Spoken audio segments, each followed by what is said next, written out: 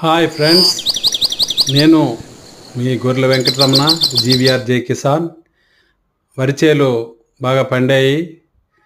అయితే కోతకి కూలీలు కొరత ఎక్కువగా ఉన్నందువల్ల ఇప్పుడు కోత మిషన్ల ద్వారా మాట్లాడుకోవడం జరిగింది.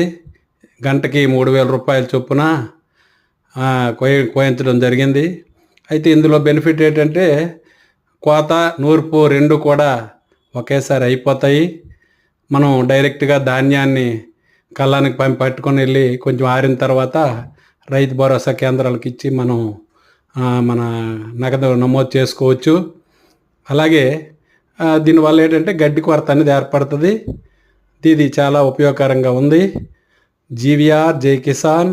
Subscribe my channel, share my channel, like my channel, comment my channel.